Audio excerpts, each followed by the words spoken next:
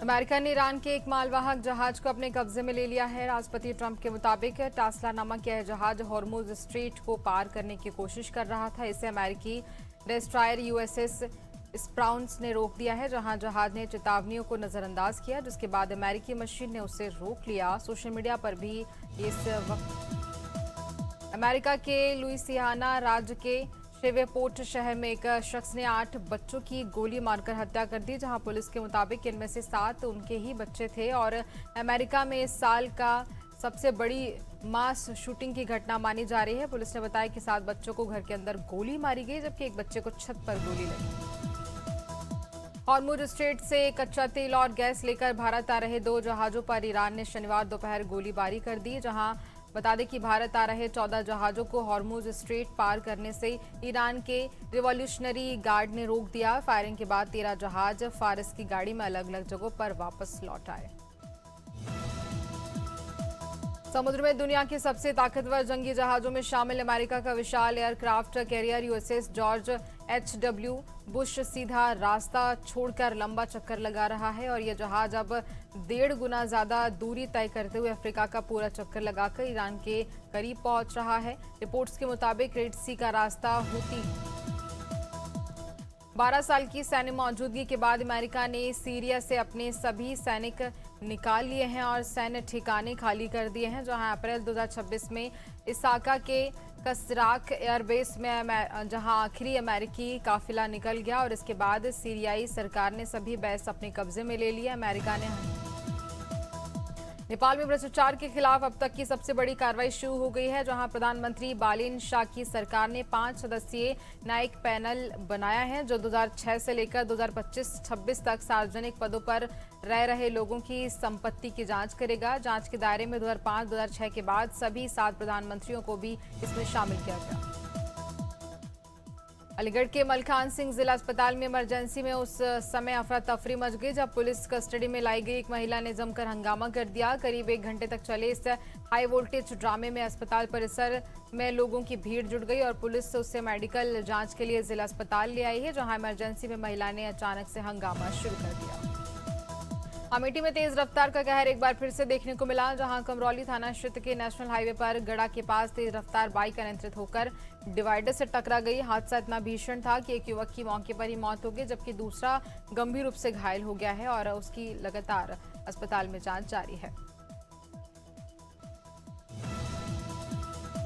अमरोहा के डिडोला इलाके में देर रात पुलिस और बदमाशों के बीच जबरदस्त मुठभेड़ हो गई। पुलिस अधीक्षक लखन सिंह यादव के निर्देश पर अपराधियों के खिलाफ चलाए जा रहे अभियान के दौरान पुलिस को औरंगाबाद बैरियर पर बड़ी कामयाबी मिली है। पुलिस को सूचना मिली थी कि तवई के जंगल में तालाब के पास कुछ लोग गोकशी की फिराक में थे और उसके बाद इस बड़ी कार्रवाई को अंजाम दिया गया।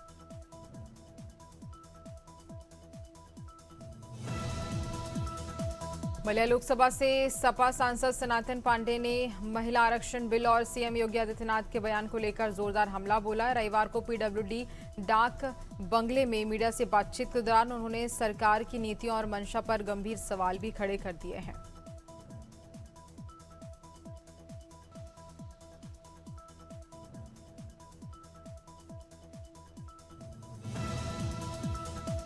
बैरिसा पुलिस ने एक अंधे कत्ले के मामले का चौंकाने वाला खुलासा करते हुए महज कुछ दिनों में 2 आरोपियों को गिरफ्तार कर बड़ी सफलता हासिल की। इस पूरे मामले में पुलिस की सतर्कता, तकनीकी विश्लेषण और सघन जांच अहम साबित हुई। पूछताछ के आधार पर इस पूरे मामले का खुलासा किया गया। अंधे कत्ल की सनसनीखेज वारदात जो अंजाम दी गई थी, उसका खुलासा किया गया।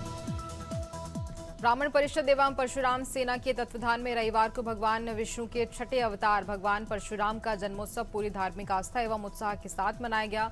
भगवान परशुराम की पूजा अर्चना कर उनके आदर्शों का अनुपालन का संकल्प लिया गया। निकाली गई बाइक, कार और इसके साथ ही रैली आकर्षण का केंद्र भी देखने को मिली। बड़ी संख्या में लोगों की मौजूदगी भी इस बीच रही।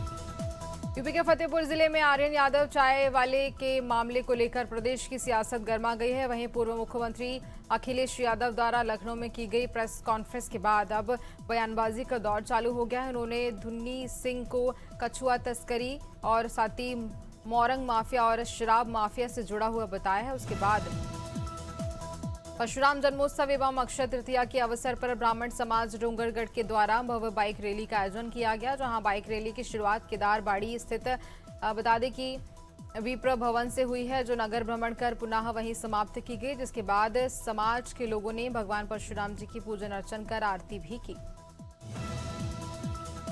शिवपुरी जिले में अवैध रेत उत्खनन के खिलाफ प्रशासन ने सख्त रुख अपनाते हुए नरवर तहसील के ग्राम अंदोरा में बड़ी कार्रवाई की है। कलेक्टर एवं जिला मजिस्ट्रेट अर्पित वर्मा के निर्देश अनुसार एसडीएम अनुराग निघवाल के नेतृत्व में टीम ने छापेमारी कर अवैध उत्खनन में लगी पनडुब्बी मशीन को मौके पर जलाकर के नष्ट भी कर दिया। जिले के पानीनगर में भगवान परशुराम जी के पावन प्राकट्य उत्सव को पूरे श्रद्धा और उल्लास के साथ मनाया गया। माता विरासनी मंदिर प्रांगण में आयोजित इस धार्मिक आयोजन में बड़ी संख्या में श्रद्धालु शामिल हुए और भगवान परशुराम जी की पूजन अर्चन के बाद आशीर्वाद प्राप्त किया। कार्यक्रम की शुरुआत विधि विधान के साथ शुरू हुई। लोगों की मौजूदगी बड़ी संख्या में देखी गई। उन्नाव के बांगरमऊ कोतवाली क्षेत्र में शनिवार देर रात एक सड़क हादसे में एक किशोर की मौत हो गई। घटना हरदोई बिल्लौर मार्ग स्थित बुढ़ा चौराहे के पास हुई, जहां पर एक अज्ञात तेज रफ्तार वाहन ने बाइक को जोरदार टक्कर मारी। बाइक चला रहा युवक इस हादसे में सुरक्षित बच गया। परिजनों ने बताया, विकास अपने पिता के साथ खेती किसानी का काम करता था। वे 5 भाई बहनों में। वाराणसी आचार्य धीरेन्द्र शास्त्री पहुंचे, जहां महिला आरक्षण बिल पर बोले, आदिकाल से भारत भूमि हमेशा से ही नई माता की पूजक रही है और मातृशक्ति की ताकत बढ़ेगी तो देश की शक्ति बढ़ेगी। देश की शक्ति मातृशक्ति है। नारी निंदा मत करो, नारी रत्न खदान है।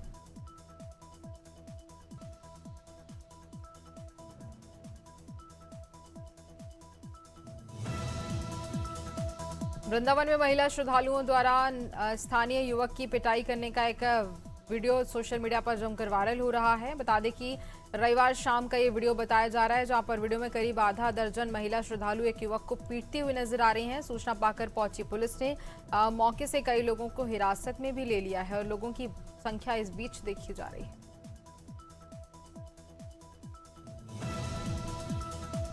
कोलारस अनुभाग के तेंदुआ थाना अंतर्गत आने वाले ग्राम लेवा में 15 अप्रैल को शासकीय उचित मूल्य की दुकान पर दिन दहाड़े हुई सरकारी अनाज की लूट ने तेंदुआ पुलिस की सुरक्षा व्यवस्था की पोल खोलकर रख दी है।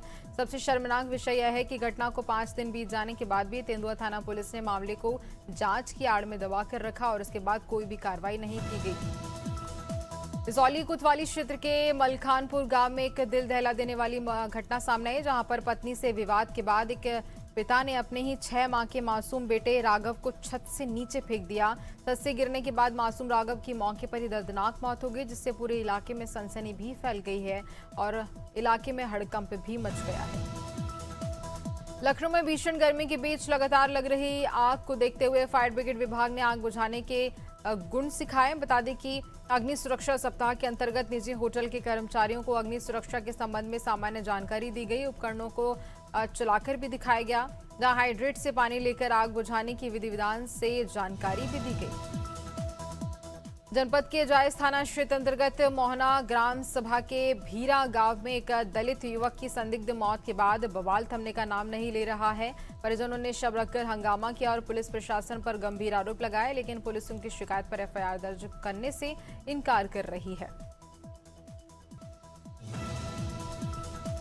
टिटवाना में देर रात हुए एक भीषण सड़क हादसे में एक 28 वर्षीय युवक की जान चली गई। अज्ञात वाहन की टक्कर इतनी जोरदार थी कि युवक गंभीर रूप से घायल हो गया और अस्पताल ले जाते समय उसने दम तोड़ दिया। इसी दौरान कैराप और बुड़ोद रोड के बीच किसी अज्ञात वाहन ने उसकी बाइक को जोरदार टक्कर मारी और एक बड़ा हादसा हो गया। ऊना में गंगा घाट थाना क्षेत्र में जहां ठेला लगाने को लेकर के हुए विवाद ने हिंसक रूप ले लिया है। इस दौरान चाट विक्रेता और बीच बचाव करने आए एक पीआरडी जवान पर हमला किया गया, जिससे दोनों घायल हो गए और उन्हें जिला अस्पताल में भर्ती भी करवाया गया है। डॉक्टरों के अनुसार दोनों की हालत फिलहाल स्थिर बताई जा रही है, इलाज चल रहा है। बॉलीवुड एक्टर विद्युत जामवाल ने अमेरिका में आयोजित सिनेमाकॉन 2026 इवेंट में वैदिक मंत्रों का पाठ किया। दरअसल विद्युत हॉलीवुड फिल्म स्ट्रीट फाइटर में योग गुरु दलसिम का किरदार निभा रहे हैं, जहां सिनेमाकॉन इवेंट में इस फिल्म का ट्रेलर रिलीज भी किया गया। इस दौरान स्क्रीनिंग से पहले विद्युत ने मंच पर वैदिक मंत्रों का पाठ किया। आदित्य धर के डायरेक्शन में बनी फिल्म धुरंधर 2 की सफलता के बाद अब फैंस इसके तीसरे पार्ट धुरंधर 3 का इंतजार कर रहे हैं। अब इस पर फिल्म में जमील जमाली का किरदार निभाने वाले सीनियर एक्टर राकेश बेदी का बयान सामने आया। उन्होंने साफ कहा कि फिलहाल तीसरे पार्ट की कोई संभावना नहीं दिख रही है, क्योंकि फिल्म की कहानी पूरी हो चुकी है। फिल्म रिलीज के 31वें दिन भारत में 4.65 करोड़ रुपए का नेट कनेक्शन किया है, जहां फिल्म का कुल भारत नेट कनेक्शन अब बता दें कि 1110.47 करोड़ रुपए तक पहुंच गया है, जबकि भारत में इसका ग्रॉस कलेक्शन 1329.31 करोड़ पास हो चुका है। एक्ट्रेस और सिंगर श्रुति हासन हाल ही में मुंबई में पेपर जी पर बुरी तरह से भड़क गई है। वाइका एक रेस्टोरेंट के बाहर हुआ, जहां पर श्रुति डिनर के लिए पहुंची थी। शख्स ने उन्हें मम्मा कहकर बुलाया। ये सुनते ही श्रुति का पारा चढ़ गया और उन्होंने तुरंत वहां अपना गुस्सा उतार दिया। वीडियो में श्रुति काफी गुस्से में नजर आ रही हैं और उनका ये वीडियो जमकर वायरल भी हो रहा है।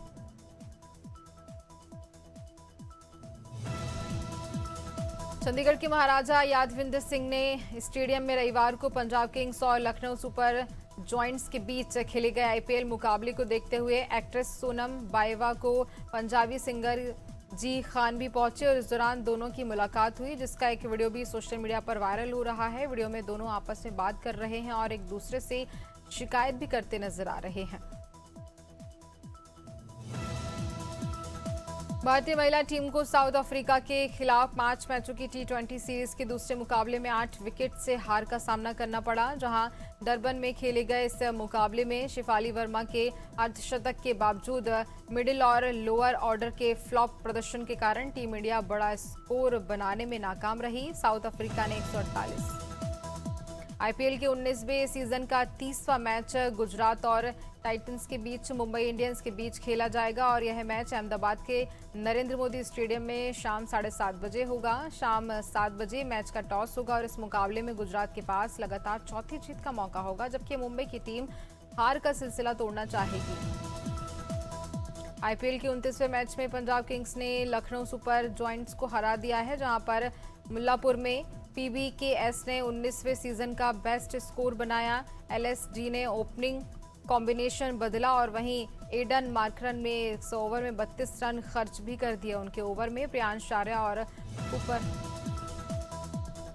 पंजाब किंग्स ने आईपीएल के 5वीं जीत हासिल इस बीच की है, जहां टीम ने रविवार के दूसरे मुकाबले में लखनऊ सुपर जॉइंट्स को बता दें कि 54 रन से हराया है। पहले मैच में कोलकाता नाइट राइडर्स ने राजस्थान रॉयल्स को 4 विकेट से हराया। न्यू चंडीगढ़ के मुल्लापुर स्टेडियम में टॉस हारकर वेटिंग करने के लिए शेयर बाजार में आज यानी कि सोमवार को 20 अप्रैल को बढ़त है, जहां सेंसेक्स करीब 300 अंक की तेजी के साथ 48,800 के पार पहुंच चुकी है और बात की जाए तो ये 24,450 के स्तर पर कारोबार कर रहा है। आज बैंकिंग और एनर्जी शेयर्स में ज्यादा खरीदारी देखने को मिल रही है। इससे पहले शुक्रवार को कल की बड़ी खबर घरेलू एलपीजी से जुड़ी रही, जहां अमेरिका, इजरायल और ईरान जंग की वजह से मार्च में देश की रसोई गैस एलपीजी सप्लाई पर बड़ा असर दिखाई दिया। आधिकारिक डेटा के मुताबिक पिछले महीने यानी मार्च में घरेलू एलपीजी की खपत में 13% की भारी गिरावट दर्ज की गई। वहीं लेंसकार्ट ने सोशल मीडिया पर भारी विरोध के बाद शेयर बाजार में 20 अप्रैल से शुरू होने वाले हफ्ते की शुरुआत तेजी के साथ हो सकती है। ईरान के साथ अमेरिका की जंग में जल्द खत्म होने की उम्मीद और गिरते क्रूड ऑयल के दाम बाजार को सहारा दे रहे हैं। इसके अलावा चौथी तिमाही के नतीजे, विदेशी निवेशकों की एक्टिविटी और ग्लोबल मार्केट की चाल भी बाजार की दिशा। एनएसई के आईपीओ की खबरों के बीच इसके अनलिस्टेड शेयर 2075 के हाई से गिरकर 1885 पर आ गए हैं और इसकी वजह एसईबीआई का वह नियम है जिसके तहत केवल वही निदेशक आईपीओ में शेयर बेच सकते हैं जिन्होंने कम से कम 1 साल पहले से शेयर होल्ड किए हैं। सारी रकम मौजूदा शेयर धारकों को मिलेगी जो अपने हिस्सेदारी बेचना चाहते हैं। सबसे बड़े प्राइवेट बैंक एचडीएफसी बैंक ने वित्त वर्ष 2025-26 की चौथी तिमाही Q4 के नतीजे जारी कर दिए हैं, जहां 31 मार्च 2026 को खत्म हुई इस तिमाही में बैंक का स्टैंड अलोन नोट प्रॉफिट 9% बढ़कर 19,221 करोड़ रहा है, जहां पिछले वित्त वर्ष की इसी तिमाही में 17,616 करोड़ रुपए था और इससे पहले बैंक अगस्त 2025 में 2.5 रुपए प्रति शेयर। सरकार ने केंद्रीय कर्मचारियों के महंगाई भत्ते डीए और महंगाई राहत डीआर में 2% की बढ़ोतरी को मंजूरी दे दी है। सरकार ने डीए डीआर बता दें आपको कि जहां 58% से बढ़ाकर 60% किया है और यह बढ़ोतरी 1 जनवरी 2026 से लागू होगी। उस फैसले से सरकार का सालाना 6,791 करोड़ रुपए का खर्च बढ़ेगा। ऑटो इंडस्ट्री ने ईंधन दक्षता नियमों, कॉर्पोरेट एवरेज फ्यूल, बता दें कैफे आई के प्रस्तावों पर सहमति दे दी है और ये नए मानदंड अगले साल 1 अप्रैल 2027 से प्रभावी होने के अनुमान भी लगाए गए थे, जिसको लेकर के यात्री वाहनों में होने वाले कार्बन उत्सर्जन को कम करना और ईंधन। ऑटो इंडस्ट्री ने ईंधन दक्षता नियमों, कॉर्पोरेट कैफे आई के प्रस्तावों पर सहमति दे दी है और इसके बाद जिनका उद्देश्य यात्री वाहनों से होने वाले कार्बन उत्सर्जन को कम करना और ईंधन खपत में सुधार करना है। Society of India automobile manufacturing SIAM के अध्यक्ष शैलेश चंद्रा ने इन दिशा निर्देश इसको लेकर के दिया है। इस हफ्ते सोने चांदी के दाम में बढ़त रही, जहां सोना 1328 रुपए बढ़कर 1.52 लाख रुपए प्रति 10 ग्राम पर पहुंच गया है। इससे पहले ये बीते हफ्ते यानी 10 अप्रैल शुक्रवार को 1.50 लाख रुपए था। वहीं चांदी 2.40 लाख रुपए किलो से बढ़कर 2.50 लाख रुपए पर पहुंच गई है, यानी इसकी कीमत।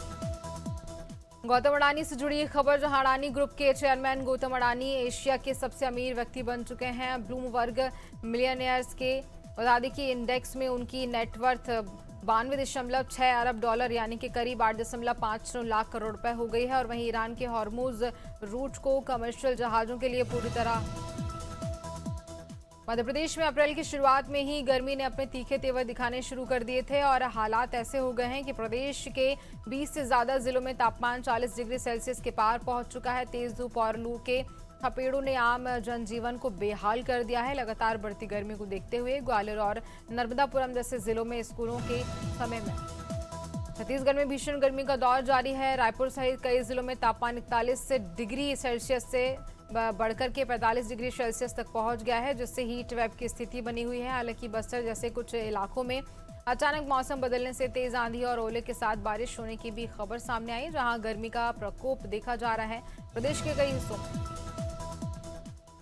और उत्तर प्रदेश में सोमवार को भी गर्मी अपने तेवर दिखा रही है। राजधानी लखनऊ समेत पूरे प्रदेश में सूरज की तपिश जानलेवा होती दिखाई दे रही है, जहां मौसम विभाग आईएमडी का बता दें कि कहना है कि प्रदेश के 11 जिलों में भीषण लू और पश्चिमी यूपी के कई हिस्सों में वार्म नाइट बेहद गर्म रात की चेतावनी दर्ज की गई।